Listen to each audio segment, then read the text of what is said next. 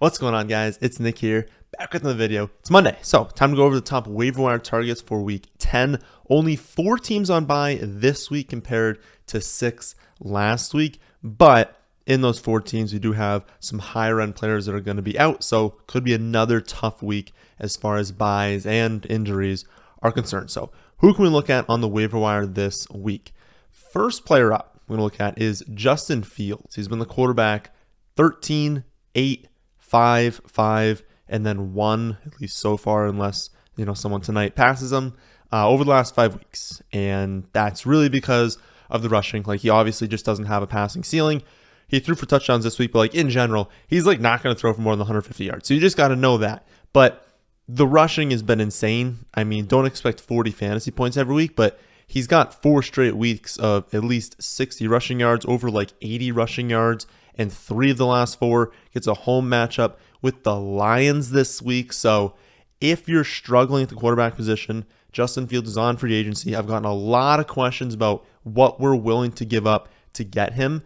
It is so dependent on what you have. Like, if you have, one of the top, we'll say 7 or 8 quarterbacks, it's not as important that you go after Fields, because like you are still going to like kind of struggle to know who to start, especially if you got like a top, 4 or 5 quarterback. If you don't have that, you've been trying to stream, trying to figure out quarterback, you're going to value him a lot higher, because it looks like rest of season, if he's going to keep running for like 60 to 100 yards per game, that's an insane floor. Gives him such a high ceiling as well when the touchdowns also come, that he's a lot more valuable. So I'd say, like, on average, I'd be willing to go up maybe like in that like 10 to 12% of fab range. But again, that's so dependent on what you need. If like that's the last piece you kind of need, we're not expecting him to be like Lamar Jackson. So I don't think you're getting, maybe like a top 3 quarterback rest of the season. I don't think it's that high. But if you need it and you got to go up to like 15, 17% of fab, I think that's totally fine. I think you can use a number 1 claim on him, especially if you look at the rest of, free agency and you're like, there's not anything that I really need. It'd really just be like injury luck at this point. Like, someone's not breaking out that we've never heard of that's going to be the clear number 1 claim. And so if you have to use it on Fields, I am totally fine doing that.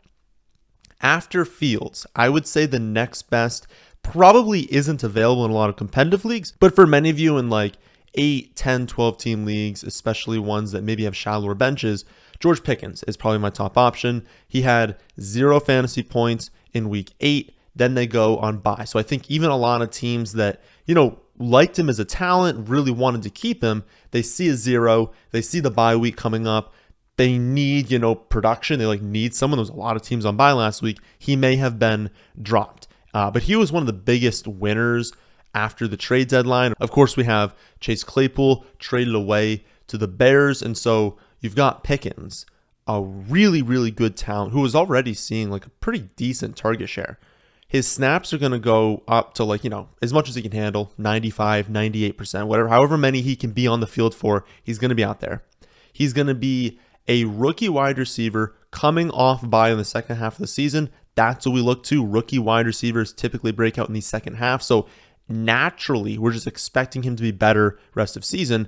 But when you add in the fact that we're removing a huge piece of the offense on a team that, let's be honest, is not going to be winning a ton of games, they're going to have to be throwing the ball. Like, his target share is going to be so secure right now. I mean, he's probably going to be just like a weekly start. Like, when we go over the wide receiver video each week, he's going to be someone like he was someone that was like on the fringes every week. The talent was there, just like the opportunity always wasn't.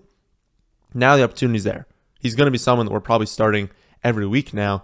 And if that's on free agency, I mean, that's awesome, right? After those 2, so after Fields and Pickens, I would say that you're looking at like a 5-player grouping of Khalil Herbert, Chuba Hubbard, Rondale Moore, Jeff Wilson, and Kadarius Toney. I value all of them very similarly, and it just really comes down to, what do you need? I would say that Herbert is probably my favorite of the group. And if you watched, the videos every week, you probably know why. But like, I just think he's been playing better than David Montgomery. And he's actually been providing, like, not every week. He's not a consistent running back too, but a lot of weeks, even as the backup, he's provided some level of value to where, like, if you've got a few players on bye, a few players injured, you got to play him running back too. Like, you felt pretty decent the last month doing that. He's had a few duds, but everyone's going to do that. This week, faced the Lions, championship weekend, they faced the Lions.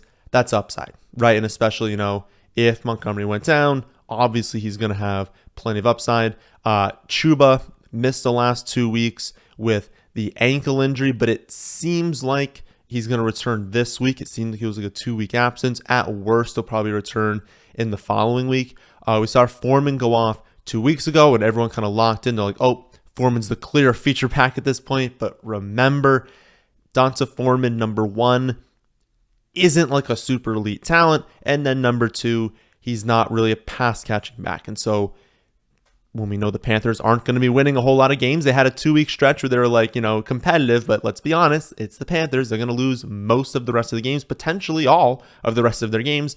And so, you aren't always looking to the early down back as an amazing option. So I say that to pump the brakes on Foreman, but then also just show you that that's why I like Herbert a little bit more, is that if Herbert took over, we're really in love with him. Chuba doesn't really have that in his range of outcomes. But we see Raheem Blackshear getting the same number of touches as Foreman this last week because it was a trailing script. I'm not saying Chuba is some amazing pass catching talent, because he is not. He's not that good at it. But when Chuba was healthy, he was still the lead back over Foreman, and he was used a little bit in the receiving game as well. At least he has the possibility to have 10, 11, 12 touches a game. Not saying it's a lock, but it's not like Foreman did anything last week to lock in, his position. He was great 2 weeks ago, but again, that was in the dream matchup with a perfect game script. That's pretty much just not going to happen rest of season. After that, Rondale Moore, he's got 8 and 10 targets over the last 2 weeks. That gives me a little bit more confidence. I kind of talked last week about how we saw the 8 targets, came after a week of 2 targets, right? And we were like, okay, is this going to continue? Because we've seen it before. We've seen him get, 7, 8 targets and then kind of go back to 1 or 2. So having 10 targets last week was awesome to see. Gives me more confidence in him long term. I'm never going to fully trust him because he's such a low ADOT player. He literally needs 8 to 10 targets a game to produce. And then I'm never going to trust Cliff Kingsbury. I'm just not going to do it. But 10 targets on 57 snaps, that's pretty good. If he can stay in this 7 to 10 target range, he'll be good in fantasy, especially in full PPR, because he's going to catch 7 or 8 of them. He's not going to score much. It's not going to come with much yardage, but he could be a player that like I said, it depends what you're looking for. If you're looking for someone who is a rotational piece in the flex, because we are at the point of the season where every single week we're going to have a few teams on bye. We're at the point of the season where there are plenty of injuries. You might just need a player that's constantly kind of rotated into that second flex spot when you're desperate, wide receiver 2 spot. And that's, not a bad option for Rondale Moore if he's going to stay in this 7 to 10 target range. After that, I would say Tony. And again, what are you looking for? I would say if you're looking for that rotational piece, Rondale's your option. But if you're I'm not really going to play Rondo, my wide receivers are really good. Maybe you're in a 3 wide receiver league, use the rankings. It made you lean towards RB0. You took a ton of wide receivers and you're okay, Rondale Moore's never going to crack my starting lineup. Okay. But Tony could. Tony could also do nothing. He played 9 snaps in his debut, but that was to be expected. They talked about how they're going to bring him along, that he's a long-term add. Honestly, they've talked about how it's in future years, even next year's when they're really want to be using him as a feature weapon in the offense, but could in the last, weeks 13, 14, 15, 16, as you work into the fantasy playoffs, could he get up to 60, 70% of the snaps, be used on multiple screen passes per week, and in really high scoring games be getting, 7, 8 targets, which would be very high value targets, very high upside targets because of how they'd be using him? Certainly.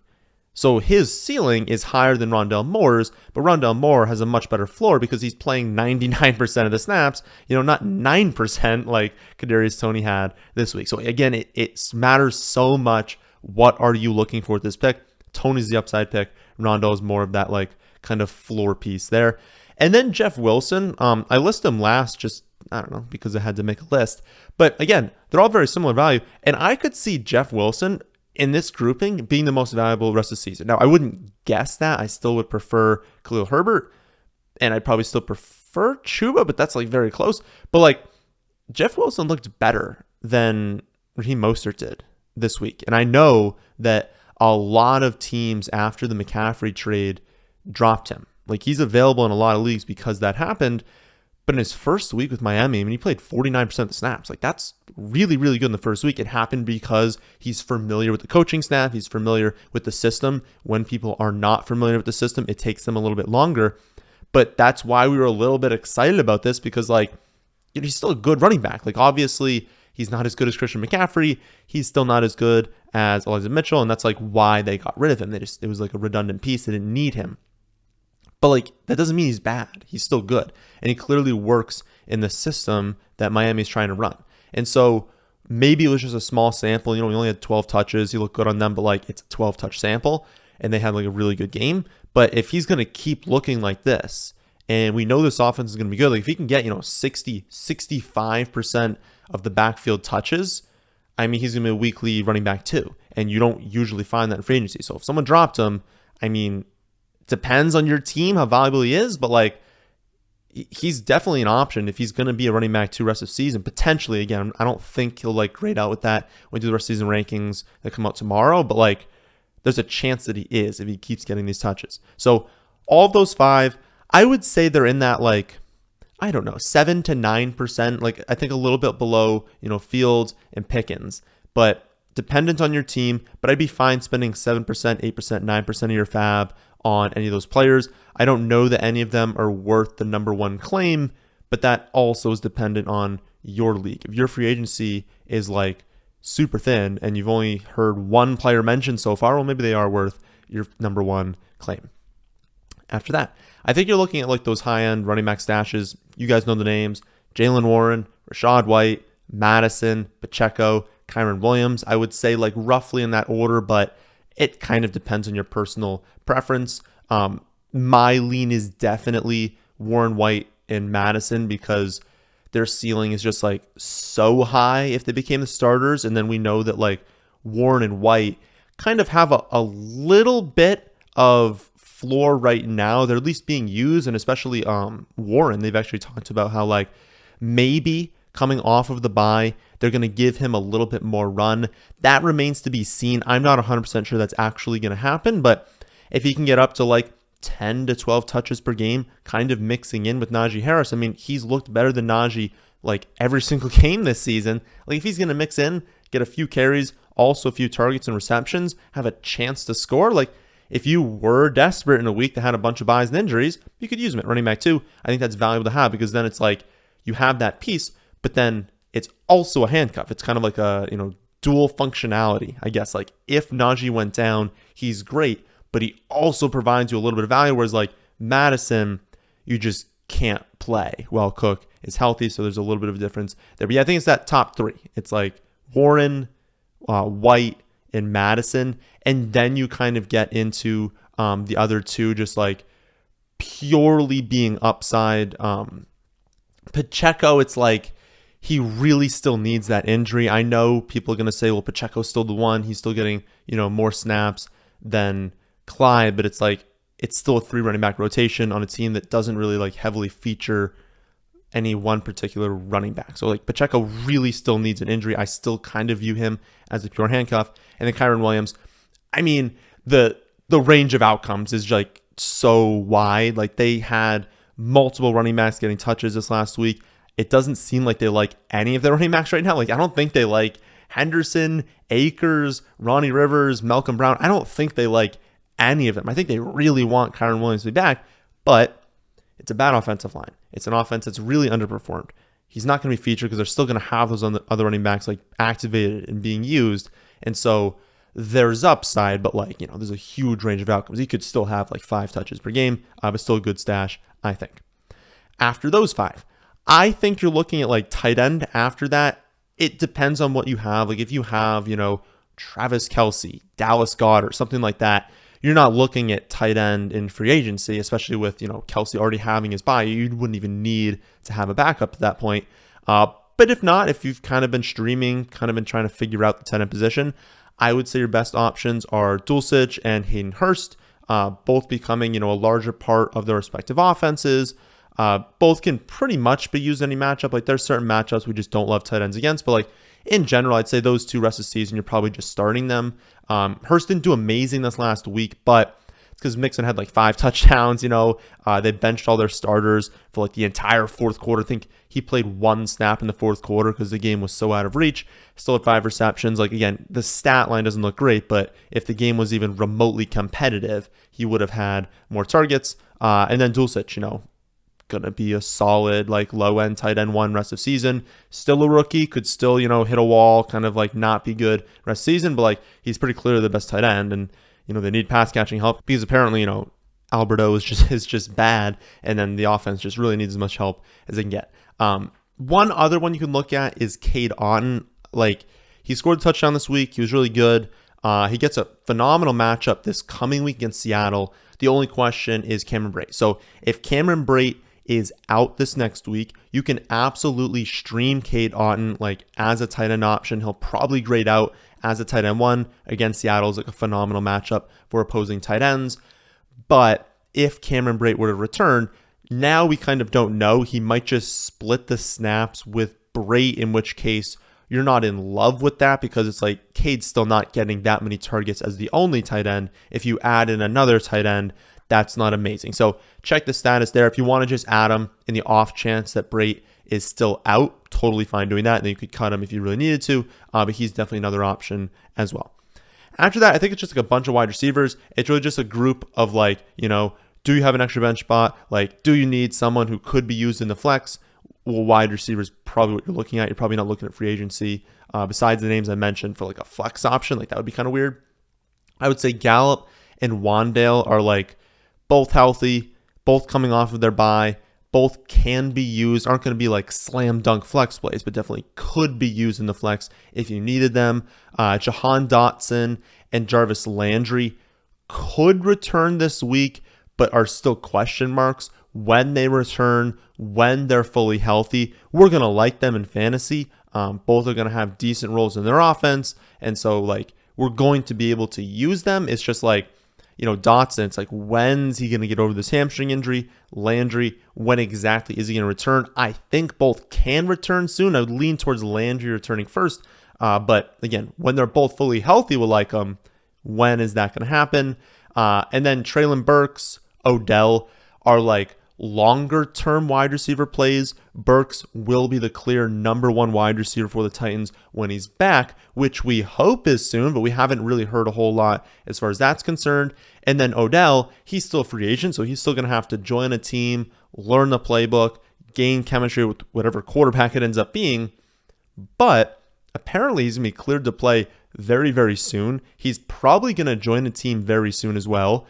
And he wants to join a Super Bowl contender. And while Super Bowl contenders typically have good quarterbacks, and he's probably not going to go to a team that doesn't have a good passing situation, because if a ton of teams want him and he gets to choose wherever he goes, why would he choose a team that doesn't have a good passing attack? Like, he's just going to go to a team that has a good passing attack and has like a really good offense. So that's a good situation, obviously, in fantasy. So if you want to stash him, that is also really sharp to do. But for all those options I just mentioned, I would say like 2 to 3% of your fab. I wouldn't go crazy on any of them because none of them are like unbelievably valuable, but I'd say like 2 to 3% on whichever one you want. After that, I think you're looking at defenses.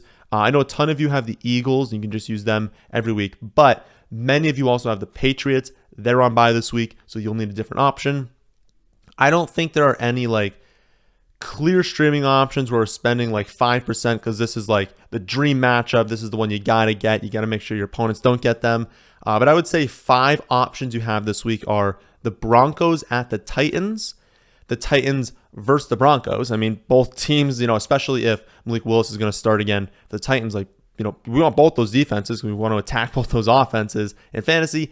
The Cardinals at the Rams because it's not like the Cardinals are amazing defense, but like the Rams are just giving it up to any defense they play. Their line is terrible. Their offense hasn't been scoring points. Like, just makes sense there. Then the Raiders versus the Colts. I think anyone who watched the Colts game this week can understand why we want any defense playing them. Raiders are not a good defense, but again, the Colts have been terrible, especially if Jonathan Taylor's going to be out again, which we don't know yet. But if that does end up happening, let's stream defenses against the Colts. And then the Giants versus the Texans. Just, Giants coming off bye. They're the better team. Texans aren't that good. Just, pretty easy defense streaming option thinkings there. I don't have like a super strong take on the order. So if you have a take on those 5 and you're like, nope, I do prefer the Giants this week, I think they're going to be a really good streaming option against the Texans, go for it. You could also just wait for the Tuesday rankings to come out and just see how exactly I have it ordered once I actually go through and rank everything. But I'll say that they're all pretty much the same. You're kind of just hoping for a defensive touchdown, which is a little bit difficult to predict. I'll also say if you've got a deep bench, you're in a deeper format, something like that, and you want an option to stash, not to play this week, the Jets have been really, really good. They were just amazing against the Bills, which would be like, one of the only matchups you'd be like, oh, maybe I don't play an amazing defense against. Like, they've been awesome. They go on bye this week. So if someone drops the Jets, if they're there and you have a spot on your bench, I'm not giving up a really good, running back handcuff or a high upside wide receiver, but if you have someone you're like, I don't care about this player, a backup tight end, something like that, and you want to stash the Jets, they could be really good rest of the season. Their defense is awesome. And so if you want to stash them, I would do that. And then after that, I think it's really just the quarterback streaming options that are not Justin Fields. Justin Fields, again, is way at the top. Behind him, it's a group of guys that if you want to spend 1% fab on, you can do it. I would say just wait for them to clear and just add them. I don't think any are really worth putting a claim in on. But Daniel Jones coming off bye against the Texans, Kenny Pickett coming off bye against the Saints, and then Jimmy Garoppolo coming off bye against the Chargers. Again, none of them are amazing. I'm not sure any will rank as top 10 quarterback options, but they'll probably all be in that quarterback 11 to 15 sort of range, at least very close to that range. They all, have some level of upside, but there are reasons why they're not elite quarterbacks, right? Daniel Jones, the weapons, he just needs more wide receiver weapons to truly hit a ceiling, but the rushing is there. And so if he can, run for 50 yards and a score, that's an incredible floor. Pickett obviously lost Claypool, but he's still got some mobility. He's still got good players around him he can produce. And then Garoppolo, he's got McCaffrey now, right? If you just add McCaffrey to an offense, obviously that takes away some of the rushing appeal. There's no rushing appeal for Jimmy Garoppolo, but it takes rushing touchdowns. They're going to focus more on that. But when they get close, they can also use McCaffrey in the receiving game. And we know Garoppolo has plenty of really good pass catchers around him. And we also know the Chargers have definitely underperformed on defense so far this season. So again, wouldn't say I'm super excited about any of those quarterbacks I just mentioned, but all are totally fine options if you have to stream them this week. Maybe you have Burrow or Lamar Jackson on bye, and then you can't get Fields. Those are probably your top options. So that's how I'm seeing the waiver wire right now in week 10. The rest of season rankings will be updated along with the week 10 rankings coming out Tuesday afternoon. I'll be back Wednesday to go my favorite trade targets, Thursday for running back start sits, Friday wide receiver starts and sits. That, my friends, is in this one. Hope you all did enjoy. If you did, how about hitting the like button? How about subscribing to the channel if you're new here? Thanks for watching.